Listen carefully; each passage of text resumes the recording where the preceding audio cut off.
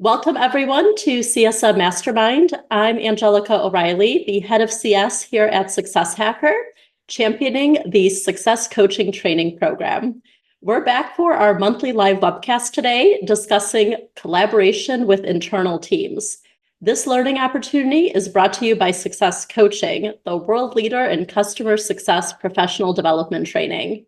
With more than 29,000 students from nearly 100 different countries, our skills development platform is making an impact across the globe. Whether you prefer self-paced learning, an instructor-led bootcamp, an interactive workshop, or a personalized weekly coaching program, our wide range of customer-focused programs and formats are tailored to meet the unique needs and learning preferences of everyone. If you're eager to level up your customer-facing skills, don't miss out on these amazing learning opportunities that can truly transform your professional journey. Ashley has dropped a link to our program page and any coupons we're offering right now in the chat. And you can find out more about all of our programs at successcoaching.co. This CSM Mastermind is a live and unscripted discussion where we dig into a single topic relevant to customer success. No matter where you work, what your role is, or who your customers are, we've got you covered. A few housekeeping items before we get going. This webinar is recorded and we'll be posting a replay and transcript on our website early next week.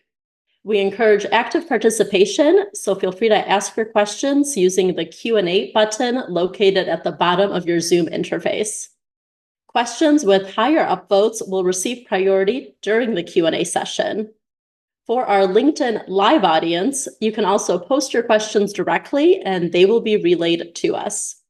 To maintain a smooth discussion, please use the chat window exclusively for commentary while directing your questions in the Q&A window. There's a bunch of thought leadership out there, along with loads of theories on how to deliver customer success. But in this series, we're going to focus on practical, real-world advice, best practices, techniques, and shared experiences from those who are actually doing customer success day in and day out. Now, to make this happen, we've invited three amazing panelists to join me for a roundtable discussion. These are folks who are really damn good at what they do, and we're going to ask them to spill the beans on their experiences and perspectives.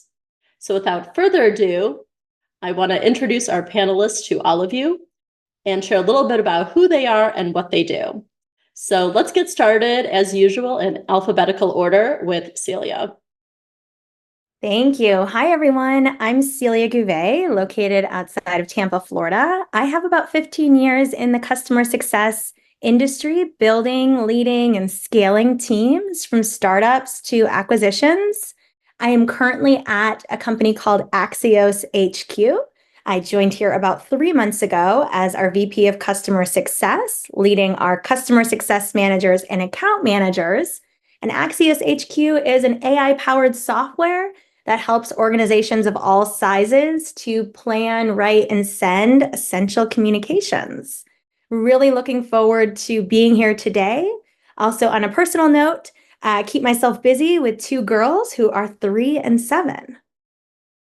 Celia, 1-year-old and 3-year-old right here, so not too far off. Thank you, Celia, and Glen, you're up. Thank you, Angelika, and thank you everybody for joining on this exciting webinar.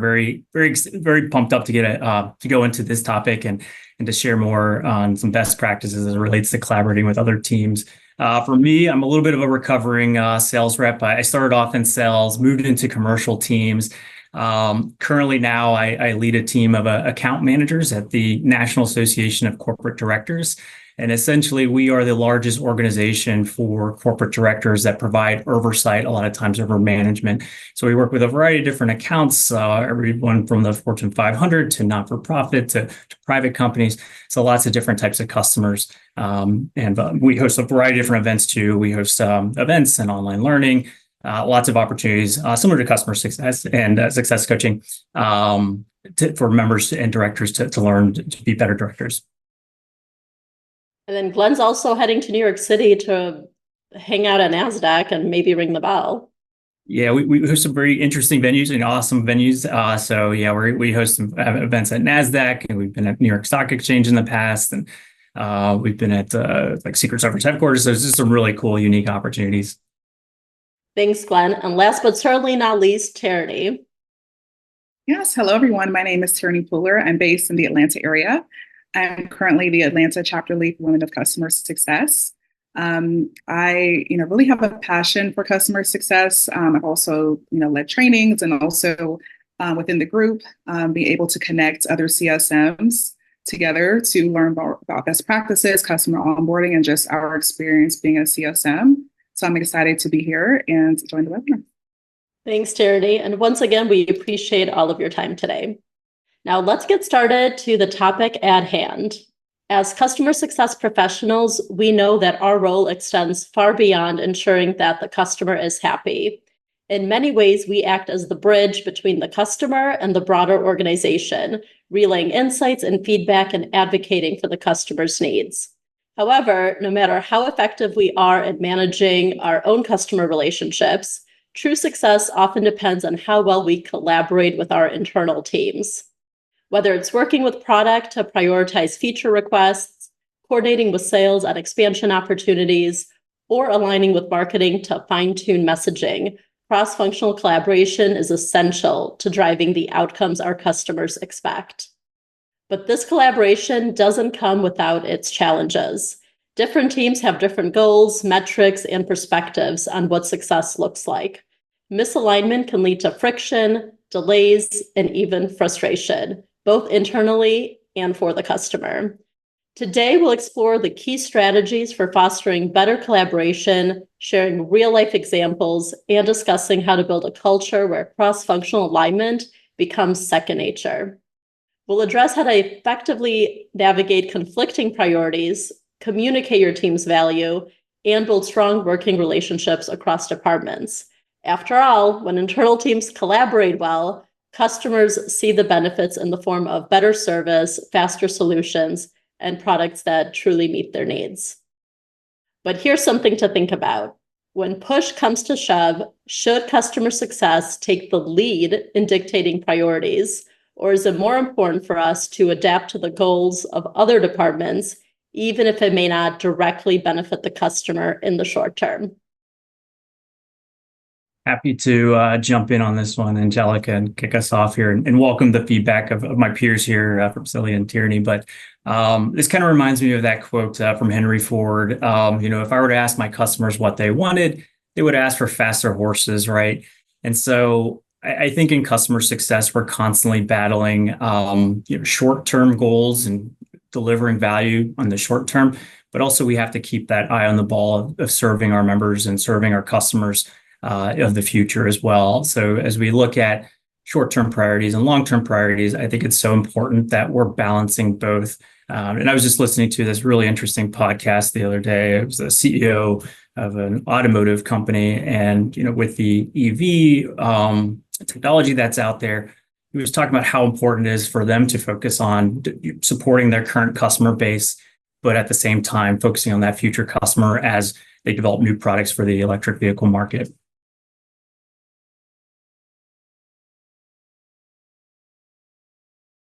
Celia, Terinee, anything to add to Glenn?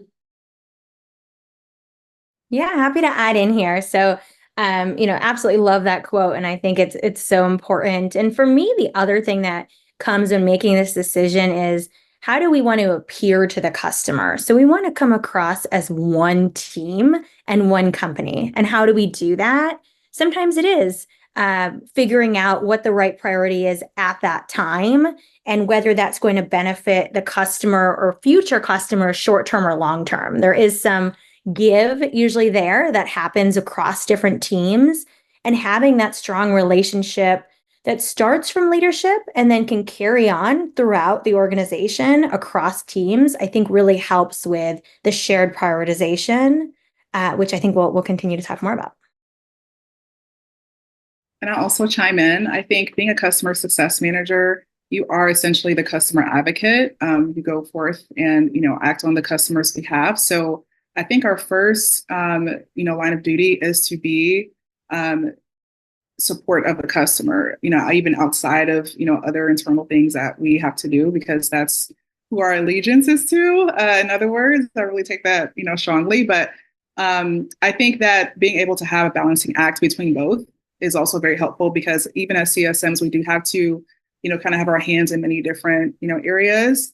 So we always want to make sure that we're issuing the customer's needs first, and then also being able to triage on information to other teams to collaborate. And I know in some of the tech companies that I've worked at, product is reviewing what are our competitors doing so that we're staying really germane and relevant into the features and functionality and things that we're building. So sometimes product is dictating the priorities that are being built because they have a pulse on, are we staying competitive amongst our peers in the industry? And I've also seen in sales where the sales are taking the priority because they're communicating with prospects and they're hearing from prospects, this is what we expect your company to deliver or that's built, and what the outcomes are based on all of the other vendors we're talking to. So then sales and product also are leaning in and like, no, I know what the prospects want. And product is like, no, I know what the competitors are building. We need to stay competitive. So another great question, what are the key benefits of enhancing collaboration between customer success and other internal teams? And Celia, I liked what you said around we need to be viewed as one centralized team versus silo teams. Yeah, and I think that comes into play so much. Oftentimes, as a CSM, you're on a call and a customer may ask a really common, request may come up that they want a certain feature or that something's not working as intended. And if we are not aligned as one team and feel that internal collaboration, I think it's really easy for a CSM to say, well, engineering has decided we're not going to prioritize that, or product has said that's for the future. But in all reality, we're one company.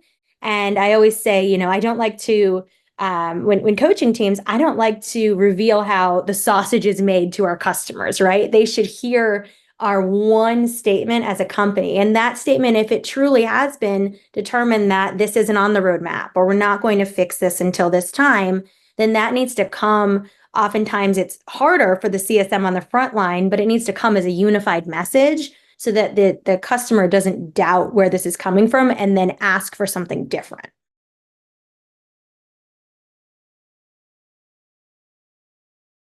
I think that's a really pivotal point on, you don't want to see how the sausage is made, but what's like the centralized voice and coming from like one company, one brand, because at the end of the day, you are one team.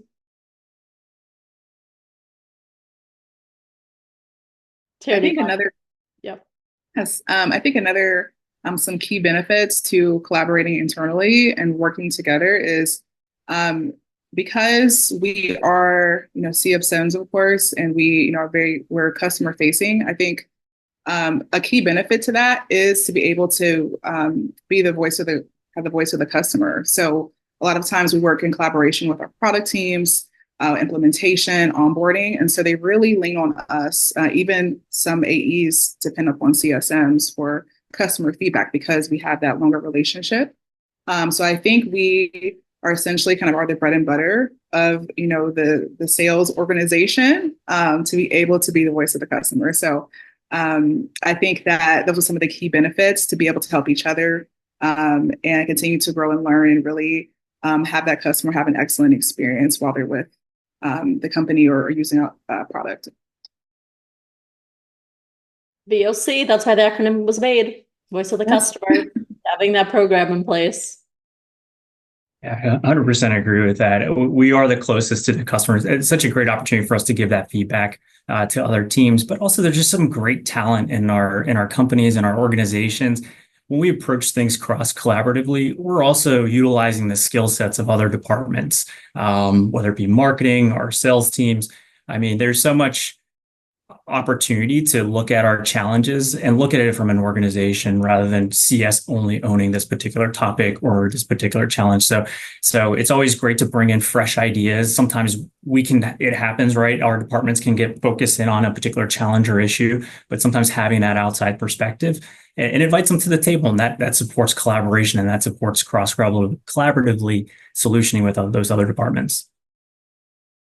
Yeah. And it's nice to see, Glenn, to your point on viewing it from a different lens. So if you're coming in from support or managed services or professional services or sales and other business functions, you have different experiences. So it's really interesting to hear from those other teams how are putting on their hats, how they're viewing things and learning from that.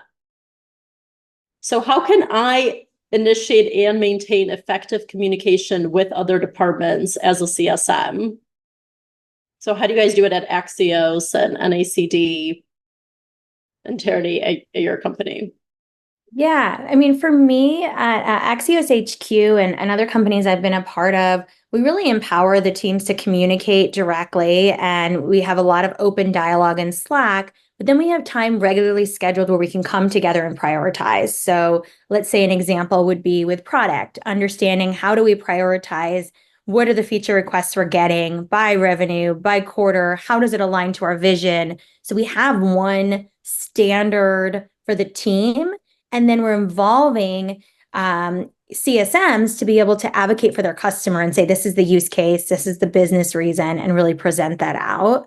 And that leads to both sides understanding what the value is we're trying to get to our customer, and everyone understanding to make the right decision versus being made in silos. So I think a lot of it is starting with the process and then allowing for that open dialogue and communication. And Celia, tactically, how do you do that at Axios? Like, do you have meetings bi-weekly, monthly, quarterly with those teams? Yes. So we have regular recurring meetings. We're in the process of looking at cadence, but I believe it's monthly right now. And we have subject matter experts that are CSMs that are compiling what they're hearing from customers. How does that tie to what the customer's paying? How does that tie to where we're going? What's the use case? And they're reporting that to product directly. So then they can ask questions, and the people in the day-to-day roles are having the conversations. We did something similar one of the DC tech companies I worked at, where we met monthly with the product team. We would nominate 3 CSMs at those meetings, and we had like a running spreadsheet on what the customer request was. Are they set to renew? Is there upsell potential? Are they a flight risk? Do they have a new CEO that we need to keep in mind? And then we would prioritize based on what you just mentioned, like segmentation, revenue, or renewal, upsell. Glenn, I think you were going to chime in there. Yeah, and I think it's so important, right, that we have those channels, and we support those channels for our teams as well, so that they have those opportunities. And post-COVID, now we have all these different channels that we can communicate. We've got Slack channels, we've got Teams channels, we've got all these great Microsoft Office tool products that allow us to better collaborate. So giving those channels for our team members to be able to escalate certain challenges, create visibility for other departments is so important. And and also I think there's there's a lot of power in shared goals and finding those synergies behind departments on those particular goals, so that we're all running to the same beat as well. Yeah. At past companies, we did a strategic planning exercise with it. Like, what is the company's goals? What are each functional team goals? And what are the individual contributor goals? And tying in the IC goals to the team goals, to the company goals, to your point, so that it is unified and everyone's on the same page. Terinee, we're going to add to that. Yeah, so I was also going to also chime into Glenn's point about utilizing some of the internal tools. I know at Women of Customer Success, we're on a platform called Circle. And so we're able to, because we have different locations, around the country, such as Atlanta, and Austin, and Dallas, and California, we're able to do like monthly meetups as well. We just actually had one on Monday here in Atlanta. So I think one of the key takeaways while we were actually meeting as a group was being able to have CSM pain points. So different things that we experience as a CSM, as far as like utilizing a book of business. Sometimes, our workloads can be quite daunting depending on, how in depth we are as a CSM. Sometimes CSMs handles, implementation, or they have, more of a scope in onboarding, or post, more post sale, or even to have an upsell quota and carry a book of business around that. So I think being able to talk openly about those pain points and how we can improve together, I think makes a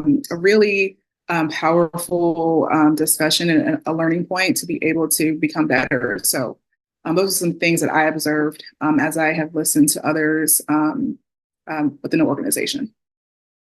I love that. We always ask what are the customer's pain points, but it's nice to flip the script. And as a CSM, what are your pain points and how can we solution it and provide action on that? And Glenn, I love what you said around using Microsoft Teams or Slack regarding the transparency and the visibility. One thing that we do at Success Coaching is if you submit a question or support ticket, like a queue in the case, everything that you email or chat is synced to like via Zaps to Slack. So throughout the entire day, our leadership team, executive team, all of our different like business units are seeing all of the inbound customer questions flow in. And I really like it for transparency. So if the leadership team ever wants to see like, oh, is there a trend or something down? They're immediately seeing it in a sub Slack channel. Celia, I see you nodding your head. Do you guys do that at Yes. CS I too? love the point of transparency and visibility. I think that's the key to it and making it part of the daily work. So whether you have any type of product enhancement process where customers can submit or CSMs can submit on behalf of a customer, that helps. I know we've been talking a lot about the collaboration with product teams, but also, in thinking even with sales teams, the collaboration of when a customer launches successfully. A lot of times companies celebrate a closed one where a company, purchased us and we might celebrate the sales rep, but then I believe in having the same recognition post-sales across the board. So there's that same type of accountability and celebration. And so little things like that and putting them in that transparency out there to leaders and everyone throughout the company, I think is really helpful.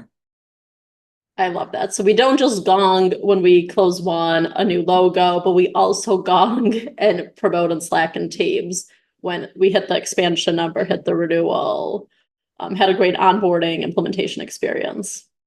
Love that. So next up, how can I align my goals with those of other departments to ensure a unified approach as a CSM? I can go ahead and jump in there. Take it away. I think, yeah, of course. So I think a key thing about aligning your goals to be able to communicate with other departments, to be sure you're on the same page, is really communicating effectively. So, for example, if you have a timeline to get a customer onboarded, let's just say it's 90 days, and you have to collaborate with different teams like implementation, needing certain things from them. Being able to communicate that timeline effectively and also have check-in points to be able to monitor the progress. So we're able to assist the customer with being able to handle different customer inquiries in terms of implementation or integration, and also be able to meet the customer, do a kickoff, and also be able to work with, other teams as far as product and such that nature. So I think being able to effectively state what the timeline is, what are some checkpoints that you want to accomplish along the way, and also keeping the customer informed of every step of the way. I think those things are very important when it comes to having a team alignment with certain goals. I love that. Project plan, who owns it? What's the due date? Are we on target to hit those due dates? And everyone's on the same page with deliverables and who owns those deliverables and the time-boxed dates. Yeah, another thing, a really good point. Another thing that comes to mind for me there is, the clear roles and responsibilities in swim lanes. So especially those of you that have a partner, if you're a customer success manager and work with an account manager or vice versa, making sure you know exactly who's responsible for what. So there isn't that constant overlap or you're both in the two line of an email and not sure who's responding. I think that collaboration and having that mapped out, I always like to say the swim lanes of it, or the roles and responsibilities really helps driving forward the right outcome with customers. That's why they coined the phrase stay in your lane. But in this case, we want to stay in our lane, but also know when the when someone's hitting the end of the lane. I will say to your point, I love a good RACI chart, right? Where you've got to clearly define who's responsible, those swim lanes. And, I think as you kind of think about strategy kind of going forward, and I think this is just a great time, right? We're wrapping up the 2024 year. We're looking into 2025. We're starting to build out goals. It's a little bit of a self-reflection from a department standpoint as you go through and just kind of what are those lessons learned? What did our customers tell us this year? And 2025, how do we want to serve those customers differently? How do we want to support those customers?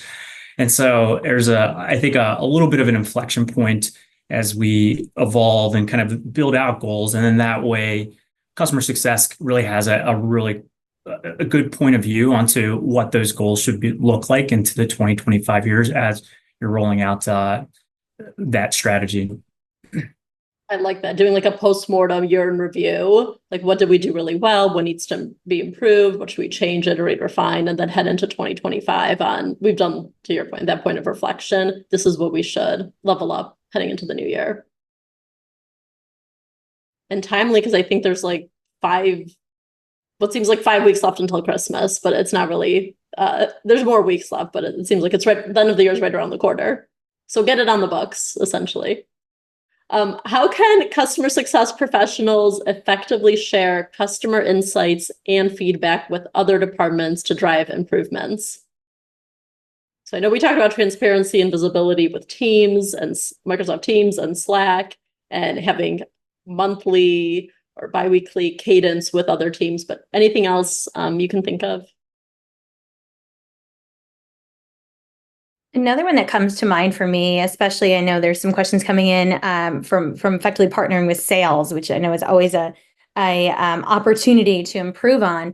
One that comes for me is sharing what's working and what's not. So I think so often in our roles, we assume that the other team knows, and having that ability to share, whether it be a specific example of when this customer purchased and the handoff form was filled out this way from the account executive, we were then able to have this impact by launching them or, maintaining them or renewing them in this way. And so really tying the story together so that everyone internally has those learning moments, whether that's a regular cadence in a meeting, chat, or just sharing even ad hoc in email. I think we so often forget to share what's working and get bogged down by, oh, that one didn't go well. The salesperson sold the wrong deal at the wrong time. And now we're, the victim mentality, we have to solve it. But really, if we celebrate what's working, how do we lean in and learn from those people to continue that type of behavior? I really like that, and focusing on the positives versus just the escalations and all of the fire drills. But what are we doing really, really well? And how do we bolster more of that? Celia, thank you for sharing that positive spin. I love that. What's working? Let's share that. Let's do more of that. Yeah, we often don't think of it that way. And it's okay to not, right? Because we do need to share what's not working, and we do need to share and vent our frustrations and solve those. But sometimes we forget that there are often things working as well. And how do we learn from those to get ahead of the others that aren't? I think another important aspect of that is building relationships with internal teams. So if you work closely with an account executive or the accounts management team, being able to, I would say, know them on a more personal level. So you guys can discuss about shared customers. I believe that if a customer has an inquiry, or let's just say they're interested in a certain product and, that could be a sale for an AE, being able to say, hey, I know Jim personally. I would love to the conversation to him, and we could, discuss amongst each other. And that way you have more of a camaraderie and be able to kind of share that, personal aspect also as well. So I think having those, really strong relationships internally really does help you be able to share customer insights and feel like more of a supportive role as well. It's an excellent. Yeah.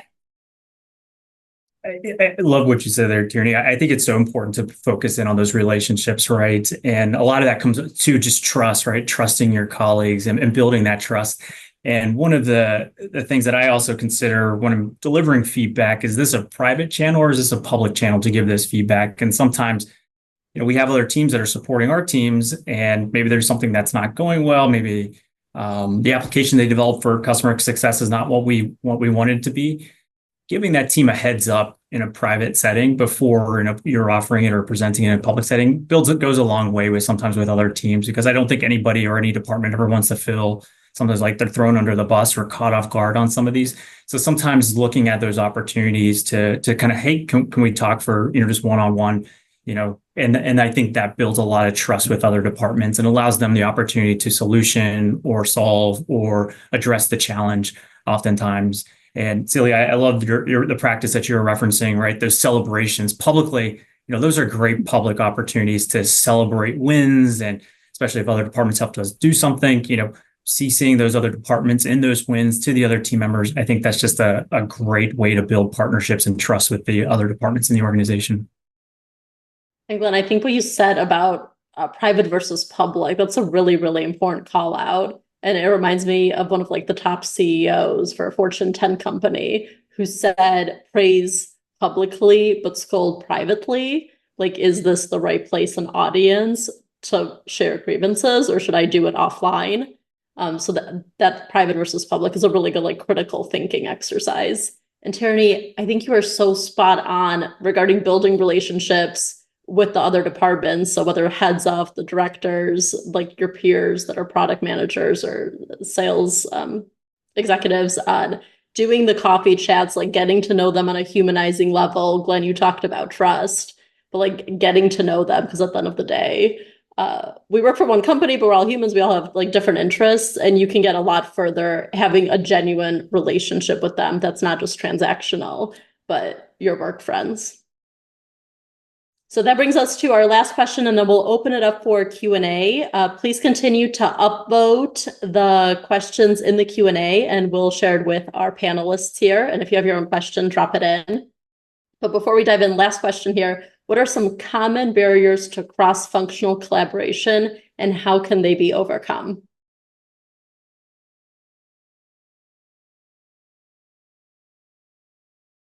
One that comes to mind, we talked a little about transparency, but just communication, just clearly saying what's happening is a common barrier, clearly and transparently talking about it. Another one that I think we've touched on, but making sure we're aligned and have the same common goals, when you mentioned rolling up at the company level or at the team levels, how do we make sure we are marching towards the same thing so that we don't all have a different priority and different way we're measured? So I think those are a lot at the leadership level, but as individuals, as a CSM, trying to understand the other person's point of view and put yourself in their shoes is usually something I try and come back to. If I'm talking with a sales rep or I'm talking with a product manager, I might say okay, I'm in their shoes, and let's reverse roles. How would I feel about being approached this way, just to relate on a personal level? And then finally, we're a lot of us are remote or in different locations, so getting to know each other, just building that personal connection, so it is easier to do all of those things. I think another common barrier is not having clear objectives. So whether you're working, amongst a big team or a big internal team, I think some of the barriers that I've been able to see, even being a CSM and working at large organizations and even smaller startups, is, not having clear objectives. So, and what I mean by that is, let's just say as a customer success manager, sometimes we're often mistaken as customer support or we may, triage information to the billing department or to engineering. So even though we wear many hats, I think having a clear objective and also being able to have some pushback there to say, hey, I will get you over to our customer support team, or I will, submit a ticket. That way there's more of a clearly defined objective and role. So you're not just, automatically just taking on other people's, duties and trying to make them your own. Sometimes that can be beneficial, but sometimes it could kind of, blur the lines. I know that's something that I've often heard as CSMs. It's kind of we're, many different types of roles and rolled into one. So I think having clear objectives and knowing where you're going is very important. Yeah, not much more to add here. Terinee and Celia did a really excellent job summarizing or giving some good insights here. I think, yeah, it's all about, being clear on that outcome, those objectives, right? Setting those expectations, and so important to have that communication. And I think that's where the misalignment comes out and catching other teams off guards, right? Our teams don't like to be caught off guards when there's something new or coming out to the organization. Other teams also don't like to be caught off guard. So it's so important that we're keeping each other apprised and communicating effectively. So no other team is caught off guard when there's a new change in the business or a new change in the department. All right, let's take some questions from our audience. So we have one question here that had 6 upvotes, so we will kick off with that. And the attendee wrote, my team of CSMs are frustrated when working with product leaders who don't follow through on commitments to customers. How have you handled these issues without burning internal bridges or risking relationships? And so, do you want to go ahead? I'll go ahead. Terinee, you can. Happy to start us off. I'm sure we have a lot of different thoughts here. I know some of this has come up throughout, but really, the biggest thing is, I first like to ask when we're talking about making commitments to customers, how aligned are we in making those commitments? I think often this stems from some of the things we've talked about, the communication and the collaboration overall. So if someone is committing something to a customer, that means in my mind, it's also we've all agreed on it internally. It's documented somewhere internally and we can track towards it. So that means if there's a change, then now we have a plan for how do we change what we've communicated to the customer versus the times where a commitment's made to a customer and it's not being followed through. I find it's usually not documented, whether it's as simple as a Google Doc or a Jira or wherever you're using. It hasn't been documented and agreed upon, and the word commitment can be used loosely. So that's just what I've seen in the tip of making sure you've got the place of where you're putting it and that you're communicating. If there is a change, let's all agree this is a change, and now we're recommunicating it. Terinee, did you want to add on to that? Oh, I think what Celia said was excellent. The only thing that I wanted to kind of add in is I know that the person who wrote in the chat said frustration. So I would say the first thing is to debrief yourself on frustration. I know sometimes things could feel overwhelmed, but I think just first taking it in, being calm, and trying to comb through, what's most important and tackle that at hand instead of trying to just ingest a lot of different ideas and different responsibilities. Kind of take one step at a time and just release yourself from, feeling overwhelmed. I think that helps because a lot of times when you are overwhelmed and you're sending, correspondence out to another team member or to a customer, you could almost feel that frustration in the email or just even on a customer call. So I think just having a positive attitude takes you a long way. Although you could be flustered, but if you come in a sense of confidence and organization, it will go a lot better. And Terinee, I love that you spoke to the emotional view of that question. I know one of the things that we highly recommend doing, and Celia brought this up regarding the documentation, it's after you huddle on what the customer wants and when the product says they're going to deliver it and you document it, it's who's owning the delivery, what's the due date. That email goes out to everyone that was in that huddle, in that pod. And the last question or the last sentence in that email is, if you cannot meet these commitments that we've outlined above, please let us know by close of business tomorrow. And once you have it drafted with the due dates, who owns it, and that last question, you basically have, to Celia's point, the full documentation of, we talked about this 2 weeks ago, this is who owns it, this is who's delivering it. And when I asked if anyone has any blockers to meeting that commitment, no one responded. So we made the assumption it was going to get done. Okay, next question is from Michael with 5 upvotes.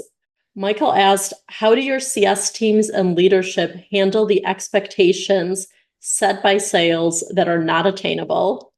especially when sales leadership pushes back and keeps overpromising to get the sale.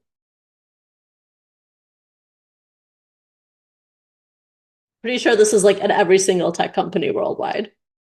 So this resonates.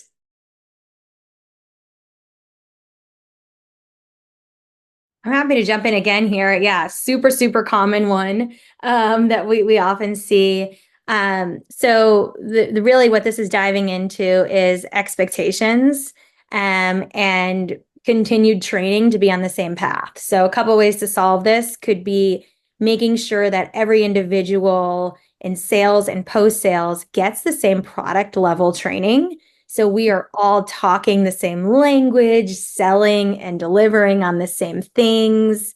Another one that I love is any type of shared goal. If there's a goal on, for instance, how long it takes for a customer to launch or what their NPS is, that also ties back to an initial sale. So you have a common way of measurement. And then finally, making sure leader to leader aligns. I think this is hard to solve at an individual level if it's a systematic issue. It's typically, okay, the sales leader and the post-sales leader, or if it's the same person, coming to what works, and then everyone on the team helping, doing their part. Whether it be making sure the handoff is done the right way and filled out from sales to CS, we're both joining the same welcome call with the customer to kick off and align. There's lots of ways to just create that consistency of collaboration. I think that's spot on, Celia. I just for a personal example, I've worked at a startup before as a CSM. Pre IPO. So we were definitely ramping to get to a certain revenue amount, for investors and such and so on and so forth. But I think, kind of doing your due diligence and, working with the sales team to understand what their goals are, like Cecilia said. So if you're a part of an organization that's, just starting out and knowing they have a really hard push for sales initiatives, like, 100% attainment, zero churn, just like goals that you think are just absolutely like, wow, like how can we do this? I would say opening the floor and asking a lot of questions to be able to say, okay, what are some success strategies that you have seen or implemented where I could meet these goals or exceed these goals? Because although sales teams, make wonderful goals, sometimes they're not always met, even though we have good intention. So I think that, having an open line of communication and, really pairing with your manager or pairing with other sales leaders to kind of understand where they want to go and how you can successfully meet those expectations. I agree with all the above. I think I know a lot of departments do this, but having that alignment, that pre-call alignment prior to the call kicking off with the customer is so important. Customer success teams having some good questions they want to ask to understand what those expectations were, right? To be able to push back a little bit or understand really what has been promised to the customer, so we're not caught off guard on those onboarding conversations. And then also inviting our sales teams to join in on those onboarding calls, right? That successful transition and that successful handoff.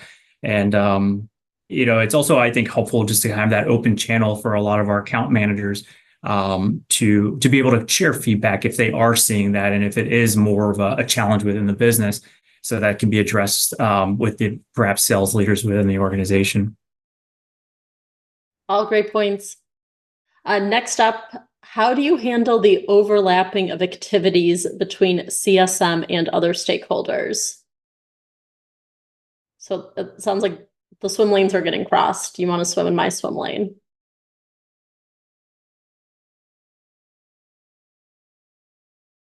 Terinee, do you want to take this one? Yes, I can go ahead and kick this off. I would say how you handle overlapping activities is to prioritize things in a list of importance.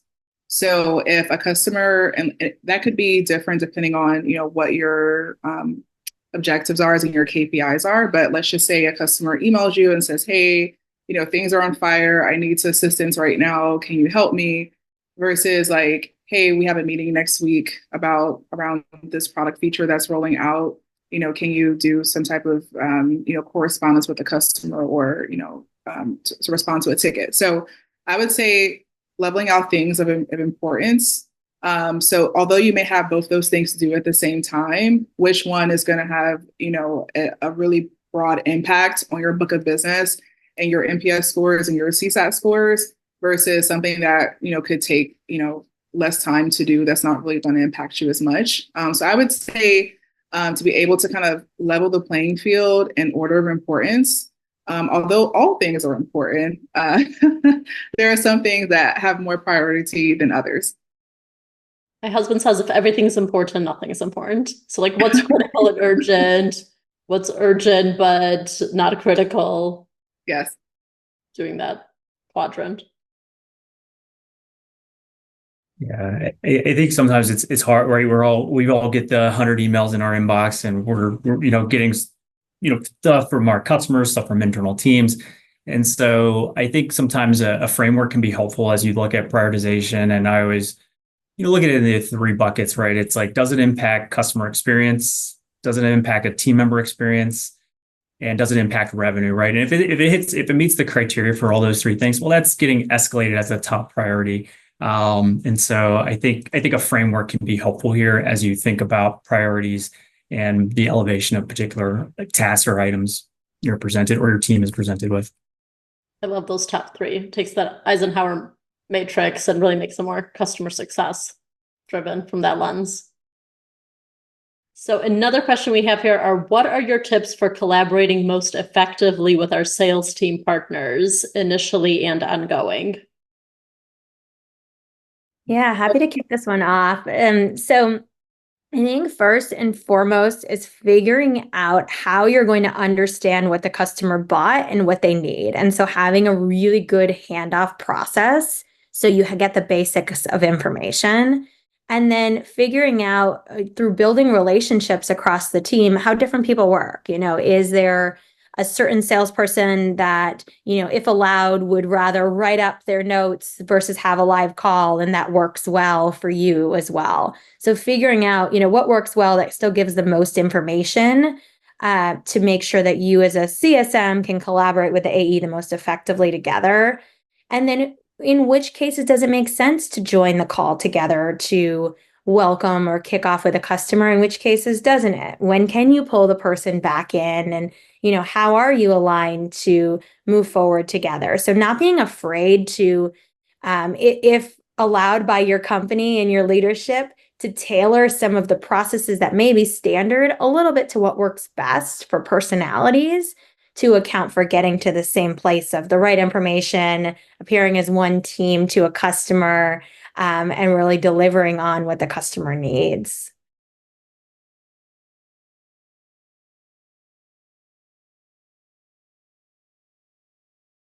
All right, we'll go up to our next question.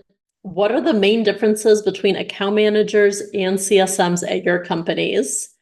And specifically, Glenn, as you said, you work with both.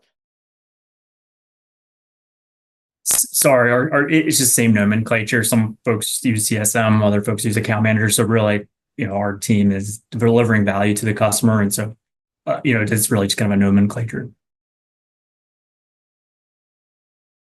We have both. So at Axios HQ, we have both account managers and customer success managers, and they are both on the post-sales customer success function.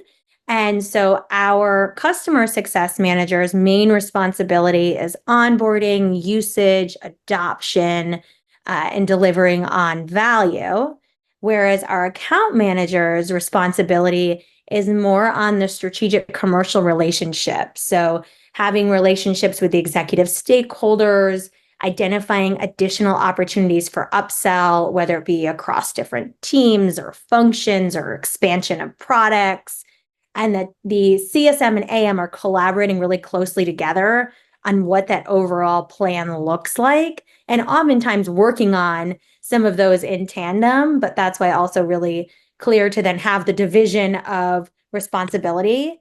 That model isn't for everyone at every company and every stage. I think it really depends on what's needed at the time and can certainly evolve at different stages and be iterated on.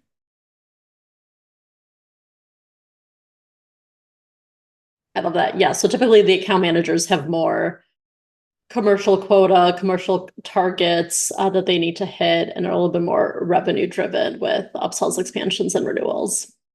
And CS is typically more relationship based on post sales with doing the business reviews and the success plans, and as Celia mentioned, driving value. All right, we have 2 more questions. What do you do when you and the leads of other cross-functional teams are on the same page with institutional changes that are needed to gain better results, but the VP of client delivery is a blocker and blocking all of you from making these critical changes? Clearly, this person's anonymous. Yeah. We don't want to call out the VP of client delivery by name. Who wants to hop in? Happy to hop in. I mean, this is a tough one, right? This is like any business challenge, right? If there's a certain level of people that are aligned and there is a final decision maker, same thing with if it were at our customer that isn't aligned and isn't on the same page, how do you move forward? I think communicating with facts and data can sometimes help. So how do you really persuade to get the person on the same page as you, showing them the opportunity, what could happen here?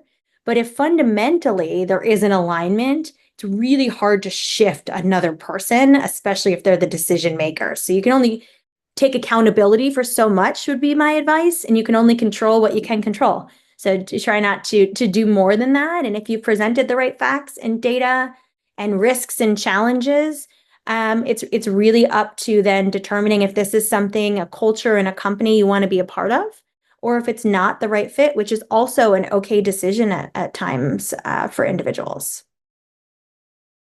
I'm not telling this person to quit their job. I will just say, just to look deeper into values and what's important to you in the company.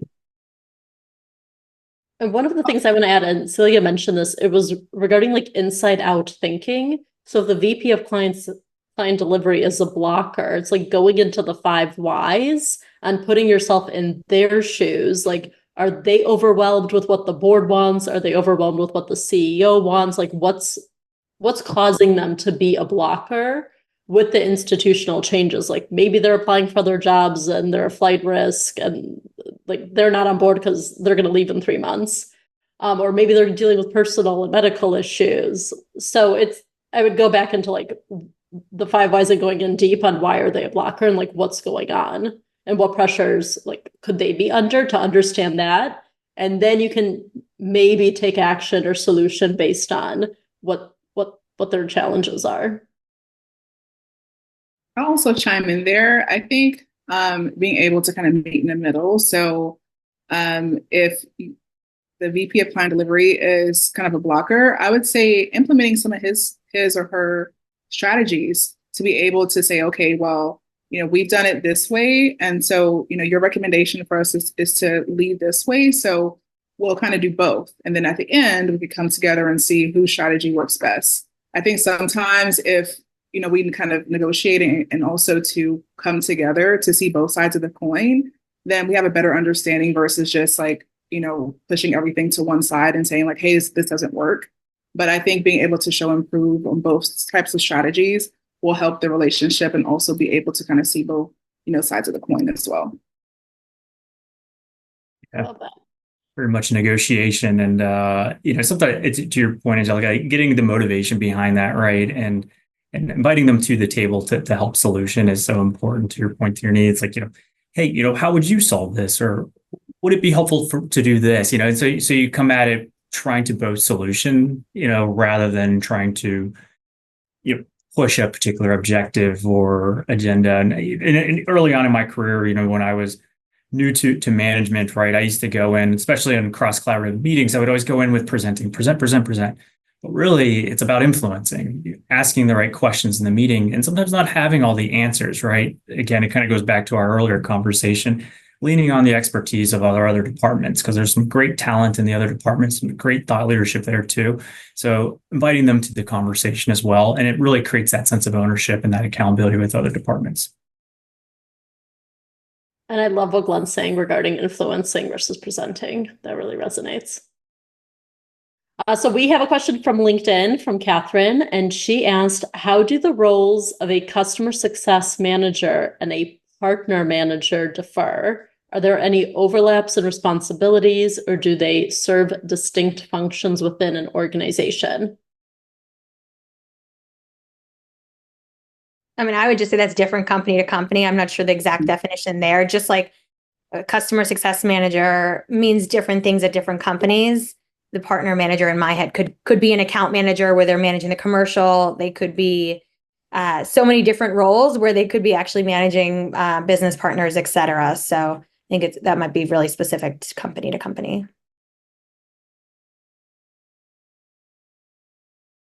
And one question that's top of mind for a lot of people that are open to hire, and we have a last question here. What recommendations do you have for someone with lots of expertise and cross-functional experience applying for a CSM role? I feel confident in my experience and being qualified for this role, but want to sell myself in an interview.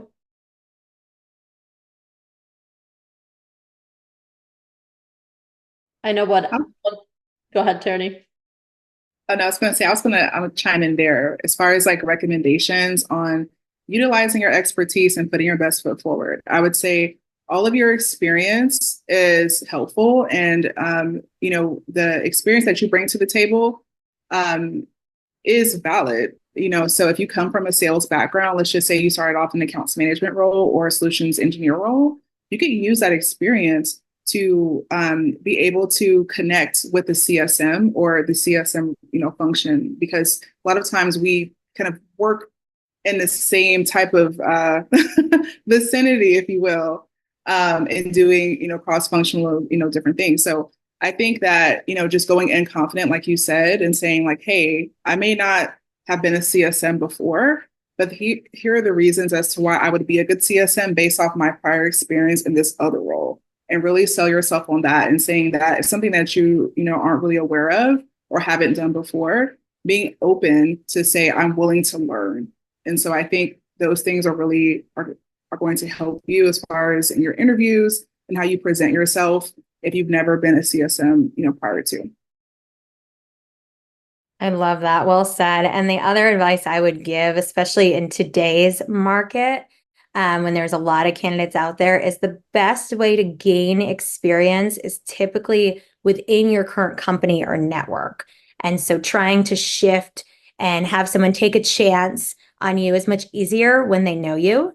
And so trying to do that with somebody that you know or is connected to someone you know, and sharing specifics. This role as a sales manager is exactly like a CSM because of this outcome. Really mapping almost line by line is helpful, because there are so many qualified candidates out there. It's really much harder to get your foot in the door somewhere without the experience nowadays, on the unfortunate reality.